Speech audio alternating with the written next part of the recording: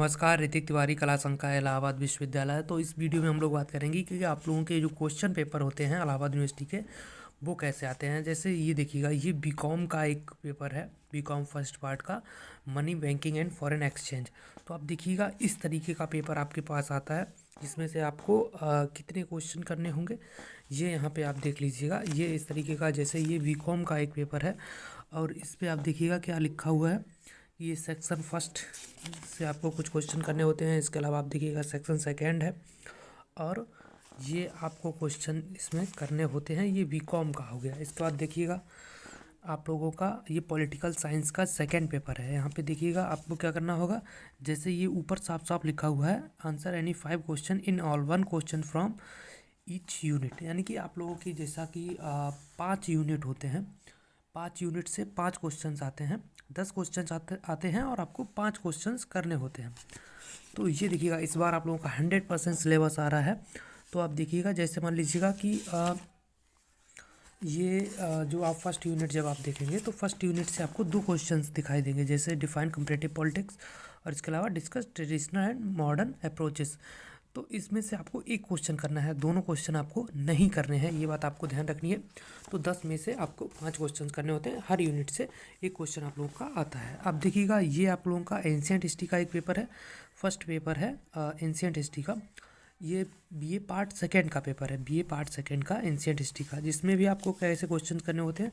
ये आपकी यूनिट दी गई है यहाँ पे, आप देखिएगा, जब आप देखेंगे तो आपकी ये मिस्र की धर्म की प्रमुख विशेषताएं, और ये इधर आप लोग देखिएगा कला के क्षेत्र में मिस्र वासियों की उपलब्धियां। तो इन दोनों में से एक क्वेश्चन आप लोग को करना है।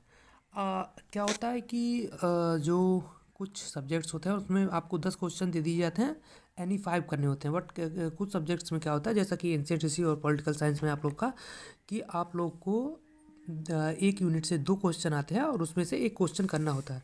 फिलॉसफी या फिर कुछ अन्य सब्जेक्ट हैं जिसमें क्या होता है कि 10 क्वेश्चन दे दिए जाते हैं और उनमें से एनी 5 आपको करने होते हैं। ये देखिएगा, इन 2 में से सेकेंड यूनिट में से आपको एक क्वेश्चन दिया गया है, जिसमें से आप लोग को एक करना है।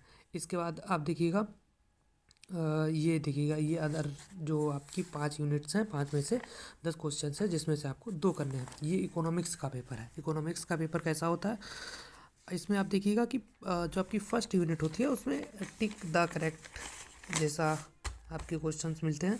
यानी कि आप देखिएगा, ये देखिए टिक द करेक्ट, यानी कि ये आपसे क्वेश्चन पूछा गया है और इसमें से आपको टिक लगाना है कि कौन सा सही है। इसके अलावा आप देखिएगा, ये क्वेश्चन आप लोग का इकोनॉमिक्स का, इसमें से आपको टिक द करेक्ट के आप लोगों के 6 क्वेश्चंस आते हैं इकोनॉमिक्स में। 6 क्वेश्चंस आप लोगों के इकोनॉमिक्स में आते हैं।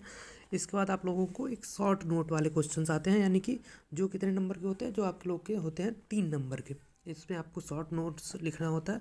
पूरा एक पेपर कितने नंबर का होता है ये बात ध्यान रखिएगा। कुछ सब्जेक्ट्स में 50-50 के 3 पेपर होते हैं, जैसे इकोनॉमिक्स हो गया, और एंशिएंट हिस्ट्री आपका पॉलिटिकल साइंस है, इसमें कितने के पेपर होते हैं, 75-75 नंबर के 2 पेपर होते हैं। मैं बात कर रहा हूँ जो आप लोग के फर्स्ट ईयर सेकेंड ईयर के। थर्ड ईयर में ये चेंज हो जाता है, 3 पेपर हो जाते हैं थर्ड ईयर में। अब देखिएगा, ये आप देखिएगा, ये 4 आपको टॉपिक दिए गए हैं। इसमें एक शॉर्ट नोट से लिखना है, लगभग 100 वर्ड का, यानी कि 2 पेज तक आपको लिखना है। और 2 पेज अगर आप नहीं लिख पाते हैं तो 1-1.5 पेज में भी काम चल जाता है, और 3 नंबर का होता है ये। अब देखिएगा, ये देखिएगा, ये आपके क्वेश्चन आ गए। अब इनमें से और करके आपको क्वेश्चन आते हैं। 2 क्वेश्चन है, इसमें से आपको एक करना होता है। ये इकोनॉमिक्स का पेपर है। ये आप लोग के पेपर हो गए। अब देखिएगा, फिलॉसफी का पेपर अभी मेरे पास नहीं है। फिलॉसफी में क्या होता है, 10 क्वेश्चन आते हैं, आपको कोई 5 करने होते हैं। इसके अलावा अगर आप किसी डिप्लोमा कोर्स के छात्र हैं तो ये देखिएगा, ये रशियन डिप्लोमा का क्वेश्चन पेपर है। इसमें आप देख लीजिए, मैक्सिमम 100 मार्क्स का होता है। ये इस तरीके से होता है, आप देखिएगा, यहाँ से खुलेगा तो यहाँ पे आपको इसका ये सब लिखना होता है। जो रशियन वाले छात्र होंगे वही समझ पाएंगे। Right an essay in one of the topics, ये इतने टॉपिक दिए गए हैं, इनमें से आपको एक के कोई ऐसे याद कराया जाता है, उस पर ऐसे लिखना होता है।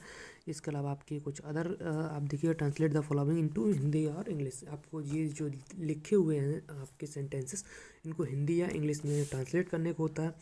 इसके अलावा read the passage and answer the following question. ये आपको एक पैसेज दिया गया है, इसको आपको हिंदी या इंग्लिश में आपको ट्रांसलेट करके लिखना होता है। कई बार क्या होता है कि इससे जुड़े हुए क्वेश्चंस भी पूछ लिए जाते हैं, मतलब वो पैसेज है और उसमें उससे जुड़े हुए ये आपके क्वेश्चन हो गए। इसके अलावा आपको 1 to 10 रशियन नंबर्स अगर आपको याद हैं वो लिख देना है, या डेज या वीक, जो आपके वीक के नेम, डेज के नेम्स हैं वीक में, वो आपको लिखने होते हैं। और ये आप देख लीजिएगा, ये 25 नंबर का होता है, ये मार्क्स अलग अलग दिए हुए हैं। बाकी आपका एक क्वेश्चन कितने पेजेस में आंसर आप लिखिएगा, तो देखिएगा एक क्वेश्चन का आंसर आप 4 से 5 पेजेस, 5 पेजेस मिनिमम मान के चलिएगा, 5 पेजेस में आपको एक क्वेश्चन का आंसर लिखना है। और जो लोग परेशान रहते हैं कि मैं 5 क्वेश्चन कैसे कर पाऊँगा 5 पेज में, तो ऐसा कोई परेशान होने की आवश्यकता नहीं है, आराम से हो जाता है, कोई दिक्कत नहीं। अगर आप पढ़ के जाएंगे तो आपको कंटेंट जो है वो आराम से मिल जाएगा। तो ये सारे पेपर्स हैं, और भी काफ़ी सारे पेपर मेरे पास पड़े हुए हैं, लेकिन मैंने ये सोचा कि इस सारे सब्जेक्ट्स का एक एक पेपर लेके आप लोग को दिखा दिया जाए। बाकी इलाहाबाद यूनिवर्सिटी से जुड़ी हुई अपडेट्स के लिए जुड़े रहिएगा, वीडियो को लाइक करिएगा, कमेंट करिएगा, शेयर करिएगा और जुड़े रहिएगा। आपको इलाहाबाद यूनिवर्सिटी से जुड़ी हुई अपडेट्स मिलती रहेगी। इस बार 100% सिलेबस आ रहा है, तो अपनी तैयारी जारी रखिएगा। बहुत बहुत धन्यवाद।